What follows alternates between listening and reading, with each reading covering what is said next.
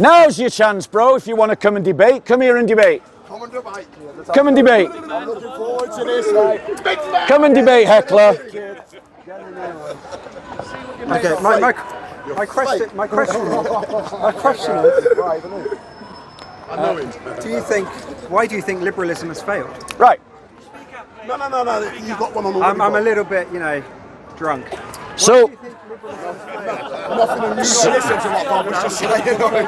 so guys, this shows you how little attention he just paid.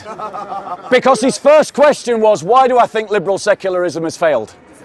Exactly. So I just want to point out to you the arrogance of the liberal who was heckling me. He didn't even pay attention to the entire talk. He just came to heckle. But for his sake,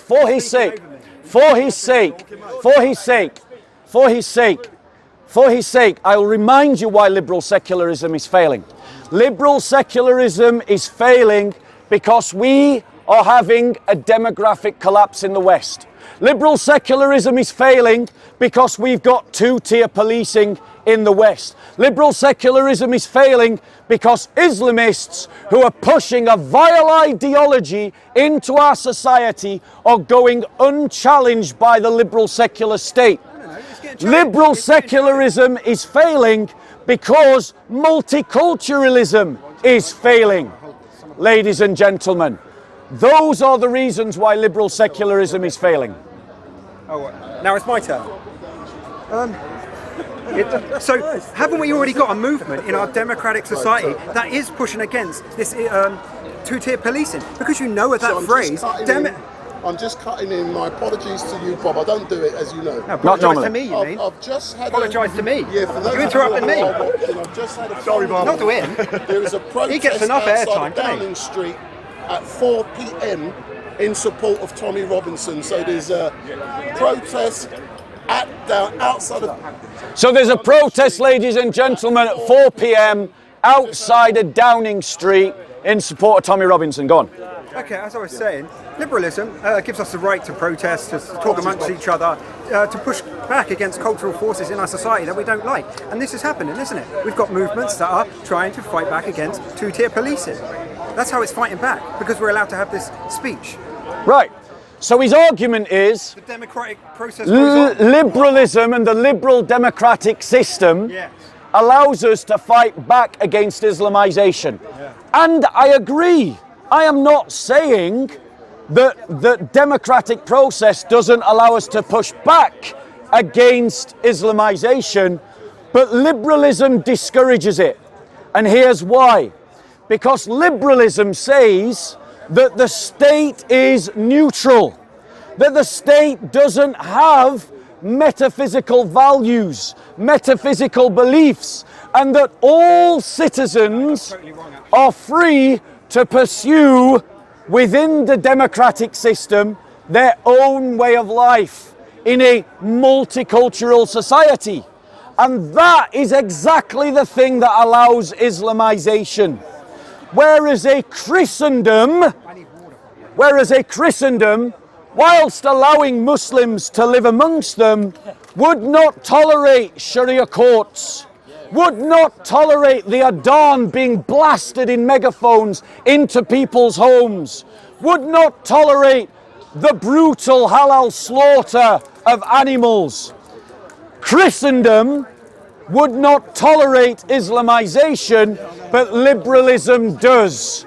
And that's why liberal secularism is failing, whereas Christianity does not. I think actually a liberal democracy does need a backstop, In the American Constitution, it starts with, we find these inalienable rights like fundamental. And so you do need like a fundamental thing. It cannot be neutral on every single issue, because like it can't just be neutral on like racism or sexism or like fundamental values, But we are trying to establish human rights. Our backstop is human rights, fundamental human rights.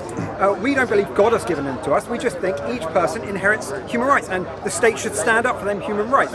And then that can give us like standing up for freedom and restrictions on people who try to take other people's freedom this way. That is what a liberal state is, and it's a damn good moral framework for allowing people to exist, but to not crossing over fundamental things. We have like a justice system that is trying to uphold justice. We're doing all right, mate. We're doing all right. Okay, apparently we're doing okay. We kill hundreds of thousands of our children in abortion.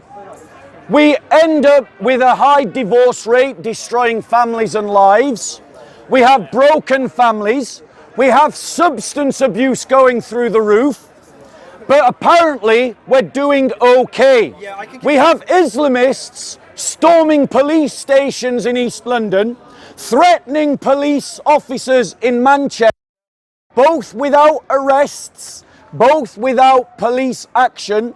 We have Palestinian supporters marching through our street, calling for genocide in the Middle East. But apparently we're doing okay. I want to say, ladies and gentlemen, I haven't finished yet. I didn't interrupt you. Don't interrupt me. I want to point out to you, ladies and gentlemen, that if that is his bar of doing okay, then his bar is too low. And I, as a Christian, want to offer a better bar. This is what an okay society looks like.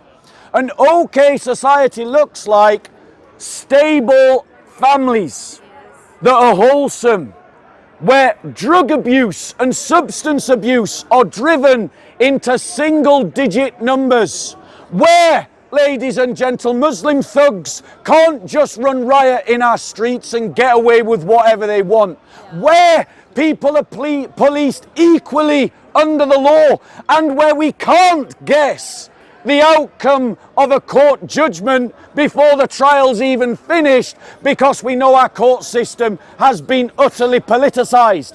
What a healthy culture looks like is a society that lifts up Jesus. Why, ladies and gentlemen? Because you have two gods that are being offered to you. The liberal, who is interrupting me but will complain if I interrupt him.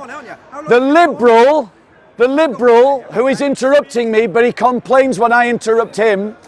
He has offered you the God of humanity.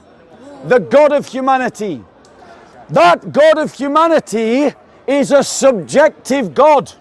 It takes the shape of whatever the majority of people want it to look like.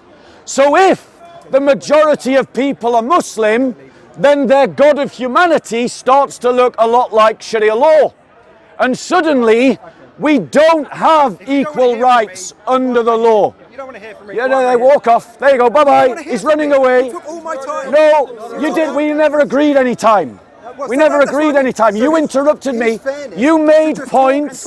You made points. I am replying to your points. If you want to organise the debate, we can time it. No, there you go. No, he's complaining. Let me finish.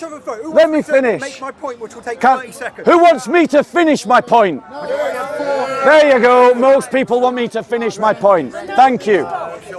So, are you a Democrat? Because the people have voted, so listen to their voice.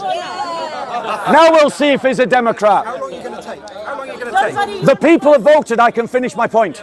So, ladies and gentlemen, the problem with the religion of humanity is that you end up with this. You end up with this. Humanity is just what I want it to look like. But the idea of humanity is a borrowed idea from Christianity. Humanity only has dignity if you believe that there is a God that has given humanity dignity. Ignore him. Don't feed the trolls. Don't feed the trolls. Just block him off. Just block him off.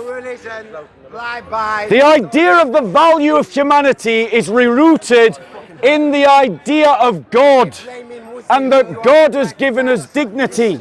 Without God, We're just animals. And if we're just animals, notice he's going away now. You're shouting in my ear. Notice he's sulking. Not a Democrat. Not a Democrat. Ladies and gentlemen. Ladies and gentlemen. Ladies and gentlemen.